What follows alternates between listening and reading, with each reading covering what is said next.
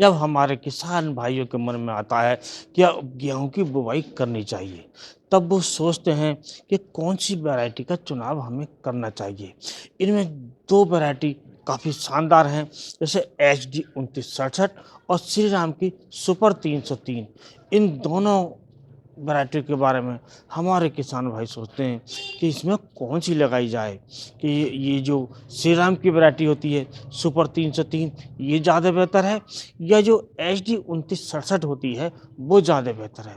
तो हमारे किसान भाई इस बारे में काफ़ी सोचते हैं और संशय में रहते हैं कि कौन-सी वैरायटी लगाई जाए, कौन-सी वैरायटी की बुआई की जाए।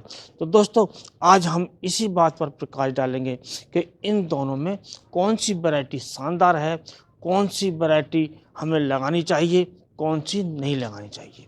तो दोस्तों सबसे पहले बात करते हैं जो वैरायटी होती है एचडी 2967। तो एचडी 2967 एक नोटिफाइड वैरायटी है और ये हमें सर्टिफाइड भी मिल जाती है, ये हमें फाउंडेशन भी मिल जाती है।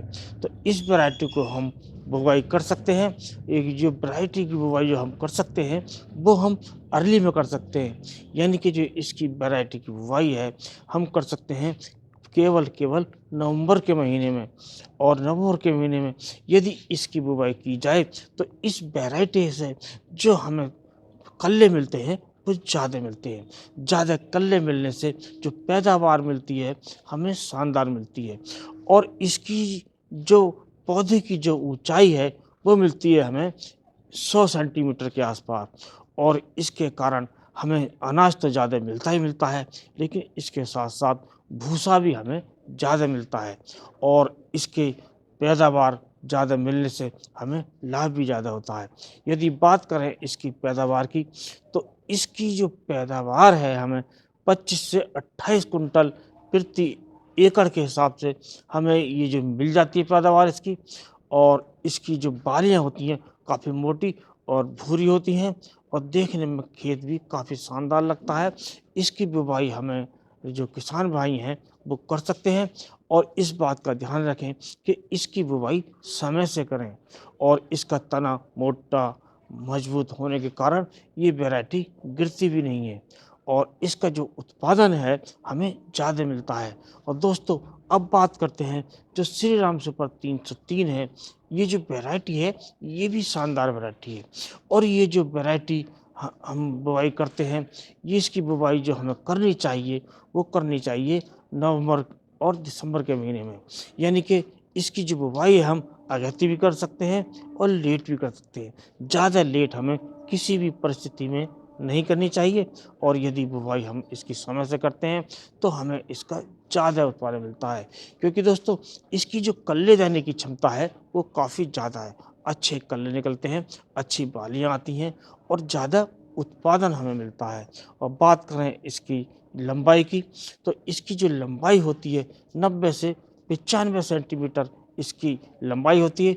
यानी कि जो इसके पौधे की जो लंबाई है थोड़ी कम होती है, जिसके कारण ये जो वैरायटी है गिरती भी नहीं है और उत्पादन भी ज़्यादा देती है। इस कारण जो हमारे किसान भाई हैं इसे काफ़ी पसंद कर रहे हैं। अगर बात करें इस वैरायटी की जो कमी है, तो इसमें कोई ऐसी वैरायटी में कमी नहीं है और इसकी बात करें तो केवल हमारे किसान भाई एक बात सोच सकते हैं कि इसके जो रेट होते हैं वो काफ़ी ज़्यादा होते हैं। इसके 1 किलो बीज का रेट की बात करें तो ये लगभग 80 रुपए प्रति किलोग्राम के हिसाब से मिलती हैं, जो हमारे सभी किसान भाइयों के बजट में फिट नहीं बैठती। अब बात करते हैं जो एचडी 2967 है, उसमें क्या कमी है? तो दोस्तों ये काफ़ी अच्छा उत्पादन देने वाली प्रजाति है, लेकिन इसमें जो अब करनाल बंट यानी कि जो काला दाना पड़ जाता है, वो आने लगा है।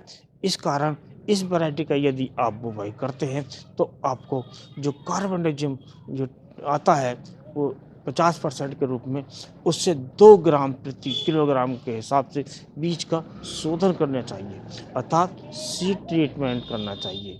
तो इस प्रकार आप इन दोनों वैरायटियों से ज़्यादा उत्पादन ले सकते हैं।